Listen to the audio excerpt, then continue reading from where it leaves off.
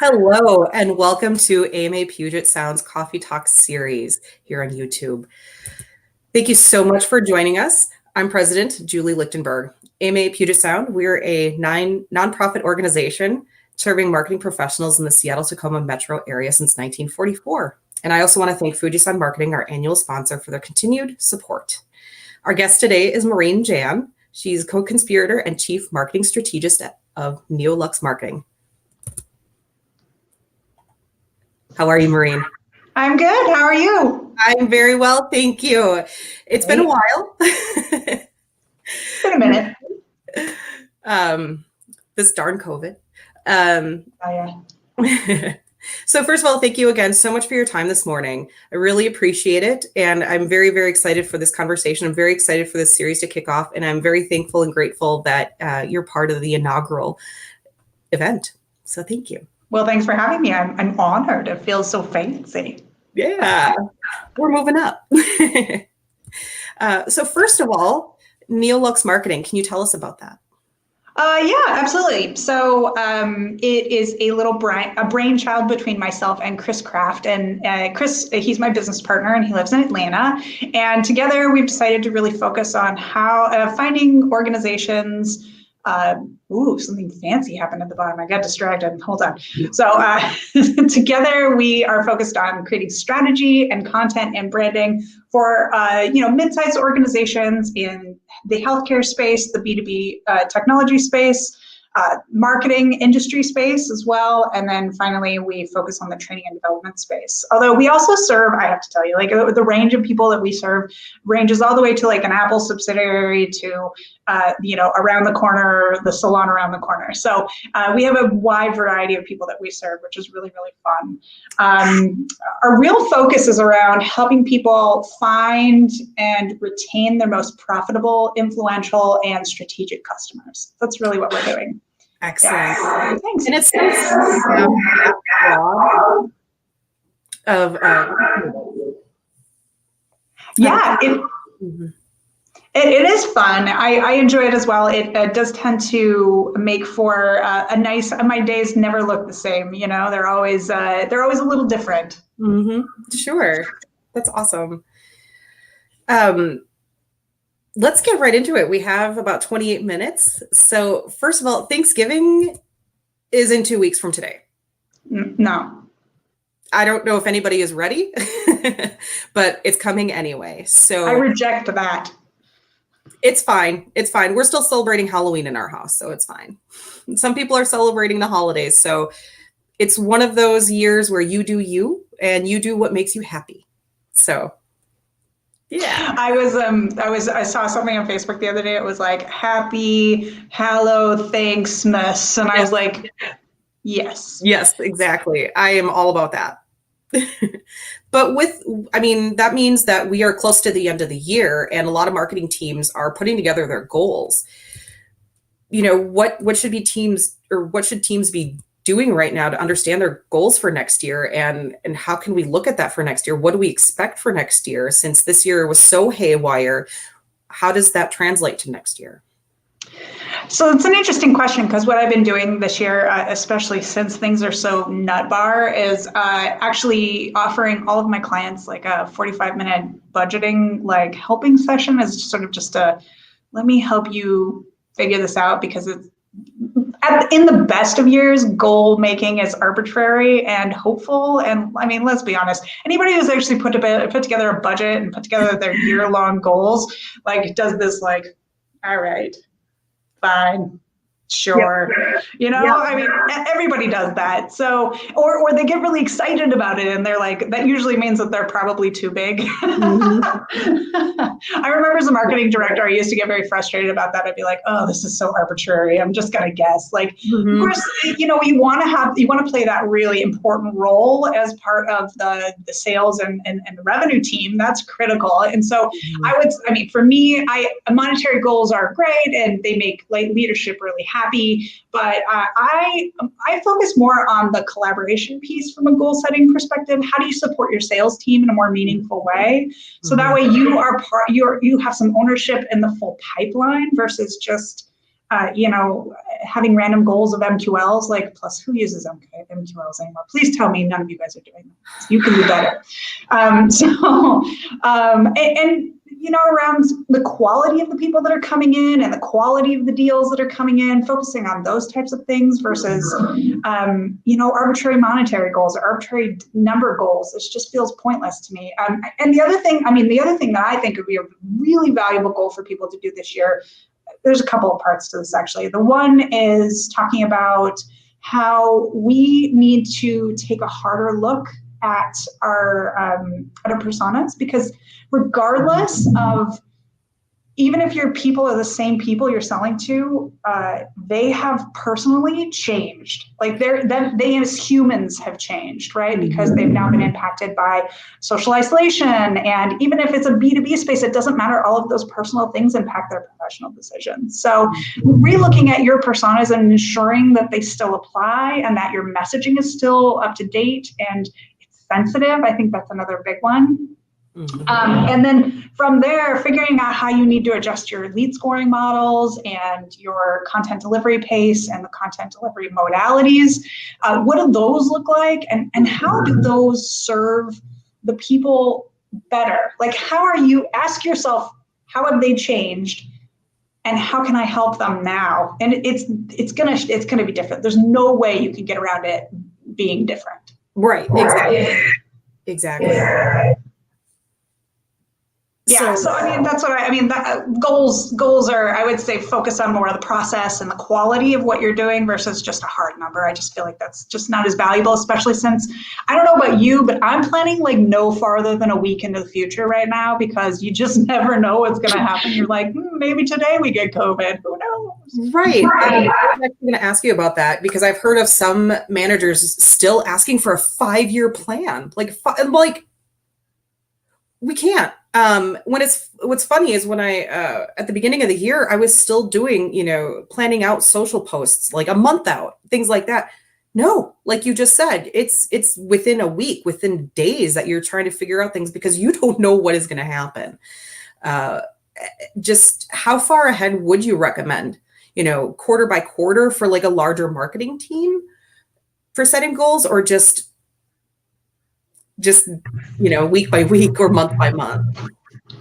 This feels very woo, but I would probably set intentions for a quarter and hopes, intentions and approximate directions for quarters, and then take the wins as they come, and then use that maybe as a benchmark for the next quarter. Okay. But once again, I hate goals, so maybe I'm not the right person to ask about goals, but I hate them because honestly, you never know what's going to impact it, and this year more than ever. Exactly. There are at least 3 big topics that have toppled the news cycle this year, COVID, racial injustice, and the election. And as marketers, that's hard, as brands trying to cut through that. Yay, Ocean Spray, they got to win this year, but for other brands, how, you can't plan for that. So you can't plan for the unexpected, no matter how hard you try. You can have as many response plans as you think you need, but there's always going to be one thing that just surprises people that you can't plan for. So and some of the other brands like Ocean Spray, yes, Zoom, yes, any virtual event platform, for all that is holy, yes, StreamYard. There you go. StreamYard. Exactly. So they I think Zoom, I think they said within the first couple of months of COVID, their subscription rate went through the roof. Like they had achieved their goals from, I think, 10, 15 years from now or something. Maybe not that many, maybe not that long. Please, somebody correct me. But yeah, they had exceeded their goals way ahead of any time they expected to. And that, I don't think that's going to change. Once we go back to quote unquote normal and we go back to in person, things like this are still going to exist.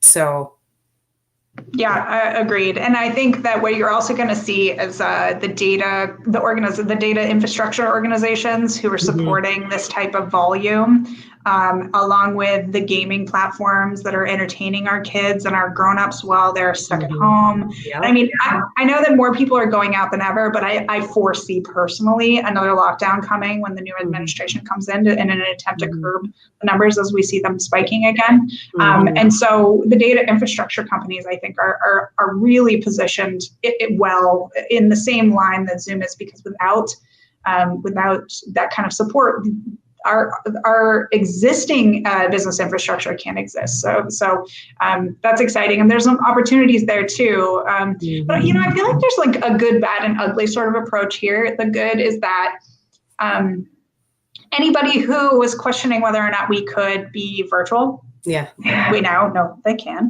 and which I think creates a lot of accessibility for people who may not have necessarily been able to leave the home. And so that's exciting. We're having more important conversations about racial, the racial social justice experience. Companies are finally taking it seriously for the first time, which I'm super grateful for, because I think it's long overdue. I mean, I've learned a ton. I mean, I've always tried to like be aware, but it's certainly, I'm still a white lady, so you still always have to, keep an eye on that. And so I've learned a ton, and I just feel like there's, as hard as this year has been, it hasn't been bad. It's been hard, and it's forcing us to face a ton of prejudice, assumptions, entitlements. It's just facing us to really reconcile the quality of the life we're leading. And that, weirdly, I mean, you wouldn't think that this is a marketing conversation, but at the end of the day, everybody's doing this. We're all reevaluating our lives, and your people are changed. And I said that before, but I mean, now that we have a little more, information under it, they're changed. They're going to be different. Yeah, absolutely. Going through the COVID pandemic experience, I've read different articles that it's a traumatic experience. No matter if you've gotten it or not, it's because it's how it's affected your life. We're all going through trauma right now. And it's really showing, like you said, what is really important in life. Do you want to be sitting at a desk in an office 8 hours a day and then commuting an hour to 2 hours every day? Do you want to be doing that anymore? Oh, we don't have to. We have a choice now. Oh, well, fantastic. Well, I'm happier just by having that choice. I'm automatically happier.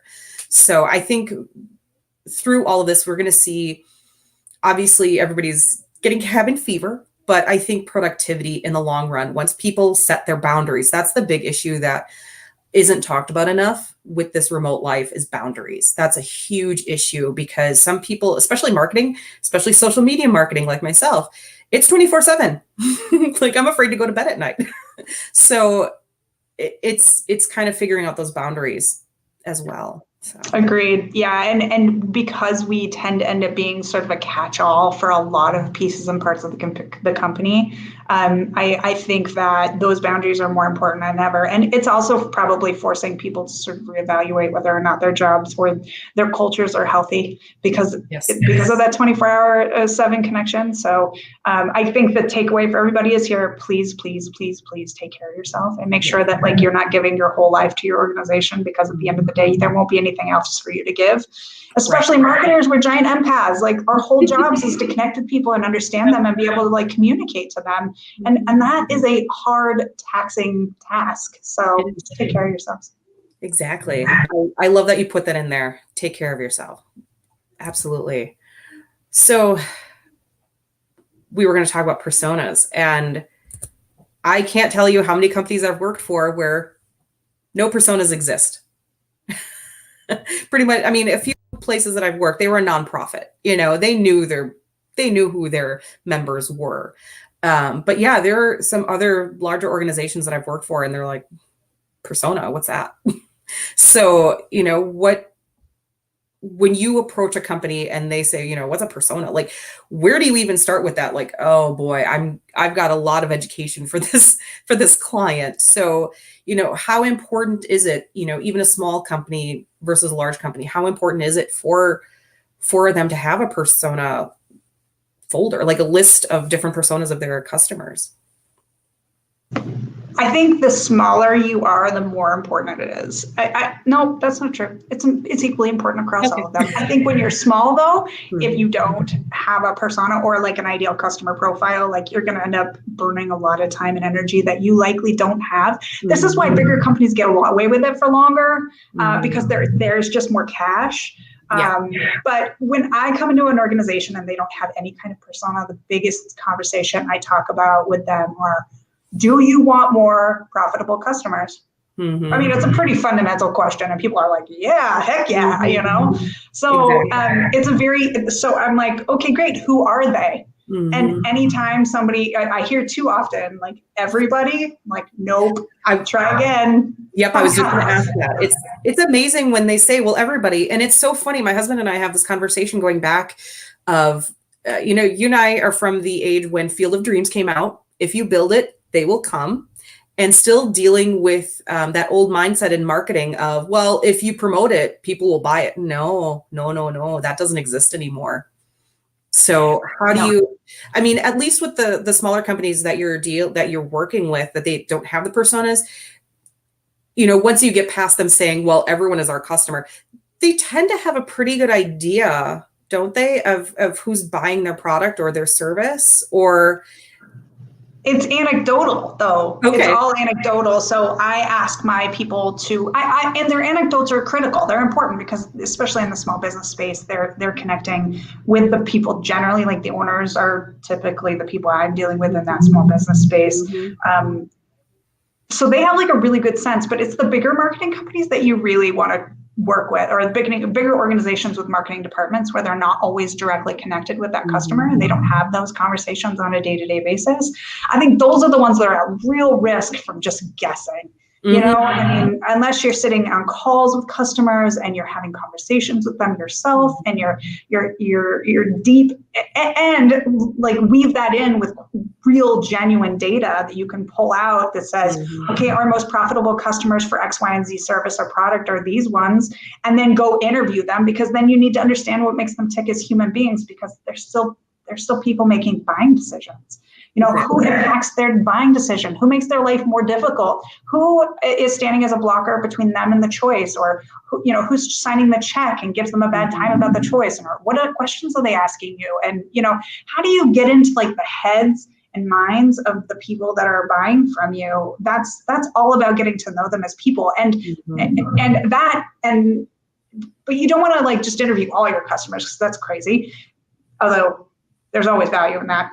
But I think if you are time strapped, like most of us are, you want to start with people who are really, they're making you a lot of money. They are positioning you as an organization to strategically grow, opening doors for new opportunities.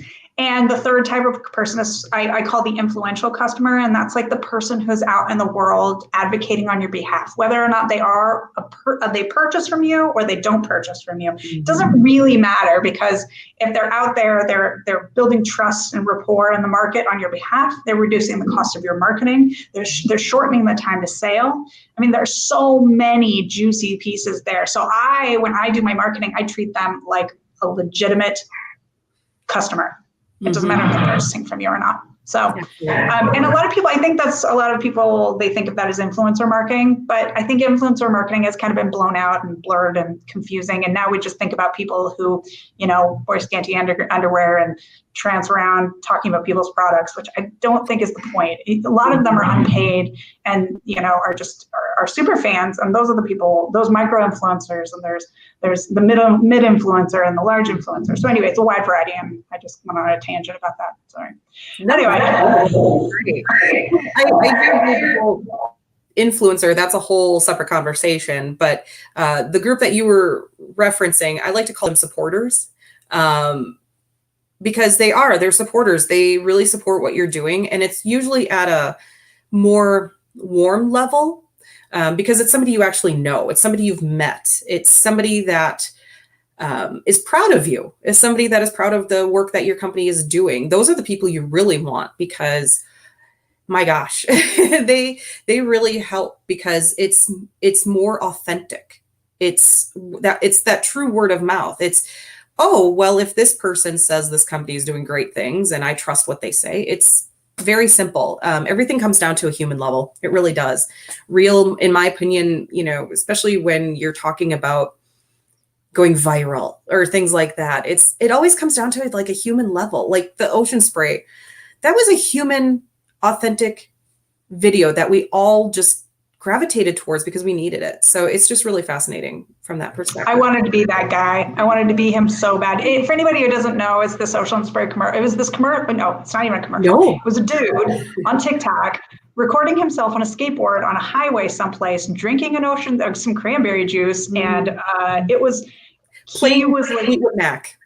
Oh, playing Fleetwood Mac. Thank you. It was the kind of freedom we all crave right now, of being stuck at home. And it's a good reminder for all of us to get outside, right? Because if you felt that tug, then you probably didn't go outside enough. Well, going back a little further, do you know why he was skateboarding?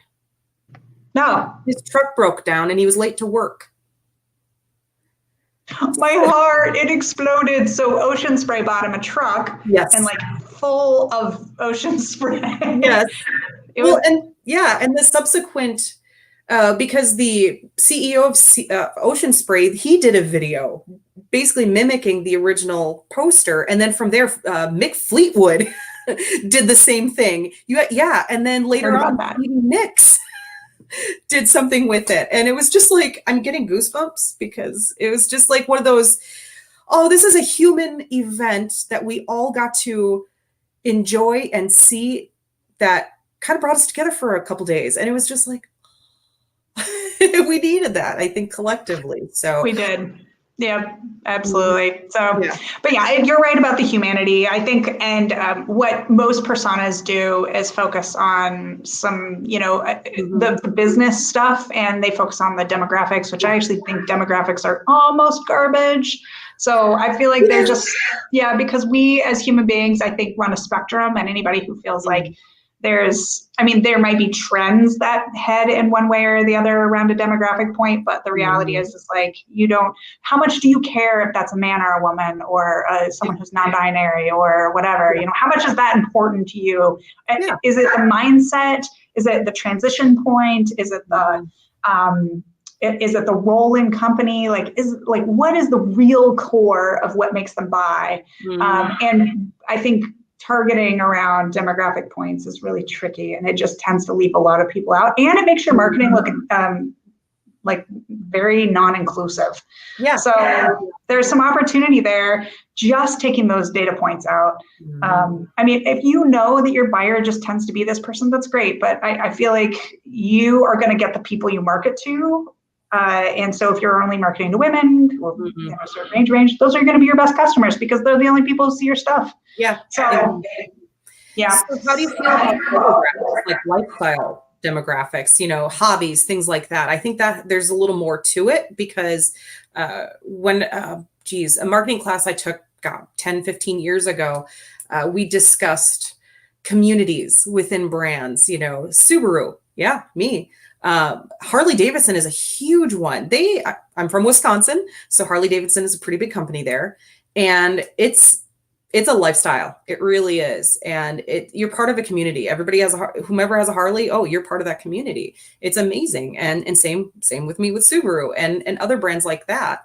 So I think moving towards that demographic look into more of the lifestyle and the hobbies, the mission of not mission. I don't want to say that, but a person's, I don't want to say beliefs per se, but it's values. It's about value. Yeah, absolutely. It is. Yeah. Well, there's a little diagram I have in some of my presentations, and it's about what they're passionate about and what you as an organization seek to provide, and where does that intersection happen? And that's where we build community. And I think especially now we're seeing how community can serve a brand but you had to have that seed in place beforehand. And if you didn't, you kind of missed the boat on it. But without that common established trust through values, like you're just not going to get the same sort of response. Like, ooh, there's a pandemic, let's start a community. You're like, yeah, you go ahead. Let me know how that goes for you. Yeah, exactly. Yeah, but I agree about I mean, hobbies are, I think, important, understanding, especially when they're related. For instance, I was working with an organization I was doing their marketing strategy, and it became clear that, especially when we were doing targeting for Facebook ads, for instance, demographic information, useless. But we did find that all of them had an entrepreneurial spirit. So we used the interest of Entrepreneur Magazine and entrepreneurial podcasts as a targeting point instead. And I think that was actually far more effective and in the approach, and it targeted the right mindset versus the right demographic point. So when you are thinking through, I do have an advertising profile on my personas when I build them for my customers. But they tend to range around interests and overlapping experience and things like that, things that are going to be complementary to the values your brand brings to the table. Right. And thinking about that with age, nobody wants to be called their actual age. Nobody wants to, I'm not going to say how old I am. We're the same age. But I kid you not, I just got something from AARP. I'm like, I'm years out from that. But yeah, my husband and he and I are the same age, and yeah, we're getting stuff from AARP, and I'm like, you didn't even look at that yet. I do not even want to admit the age that I am, let alone an age I will be in the future. So I don't care about my age because I've earned every day of it, and personally, and I'm starting to get some extra grays thanks 2020. So, but I feel like is it the bad targeting that irritates you, or yes. how does that? Yes. Oh, okay. Yeah. I wonder if it was a brand awareness play. What's that? I wonder if it's a brand awareness play. I don't know. I'm not sure. Probably, but I associate it with people that are at least 10 years older than me. So it's like, are you just starting early with me? Because like, wait until I'm within 6 months, then start marketing to me. So it's either they don't have their information correct or they're just super aggressive right now, because it was kind of insulting. I'm not gonna lie. Is that insulting to you, or did you just insult everyone who actually can qualify for AARP? That's what I'd like to know. Well, when I am that age, I will embrace it wholeheartedly. No, I won't. That's not true. No. You are a liar. You know what? Actually, I think after this year, everybody just aged up, because you're talking about what gray hair. I skipped gray. I'm going right to white. So probably when we see each other in person, I'm going to be fully white. So that'll be fun to color. Yes. So maybe. Fun to color. There you go. That's the upside. I feel like we're edging towards the edge or the end. Is there anything else we wanted to make sure we covered today? Yeah, there are a few. I mean, if we go over, I'm okay with that, but if you're okay with that. Let me check my schedule. Yeah. All right. So cool. Yeah. Right now, what are some steps a marketing team can take to make sure their content does align with the journey? Are you more of a spreadsheet type of person, or do you have a big template that you typically use? So with my own organization and the organizations I serve, what I'm finding more and more is people don't have like a fleshed out customer journey. Okay. And so I'm entreating people, and I would like everybody who's watching to treat themselves kindly if they don't have one, because you're not alone. And I just wrote a blog about this actually so if you go to Neolux marketing and then click on the blog, it's actually the latest blog, Neolux. I think you already rolled it in the bottom, but there you go. Perfect. So if you have a chance, go read it. Even the beginning story is one of my favorite stories. I was at Content Marketing World a couple of years ago, and I think I was listening to somebody talk from Oracle, and they were great. And she showed this like insane customer nurture path. And I was like, oh my gosh, I'm so behind. I'm clearly failing. And somebody asked, how did you build this? And she goes, I started with one. And I was like, that's like so heartening. Yeah. You look at Oracle and you think, oh, they've got like 80 minds on this and they're finished. Nope. It was one lady doing one path.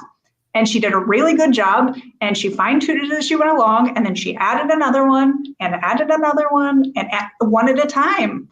And I think that we all need to give ourselves the grace to remember that it's one thing at a time, and that do it well. And you look sad. No, I'm not. Okay. Yeah. So just like one thing at a time. Like, don't try to eat the whole elephant. Although I don't really endorse eating elephants in general. So like, just hard no on that. But like, just take it one bite at a time. It really is.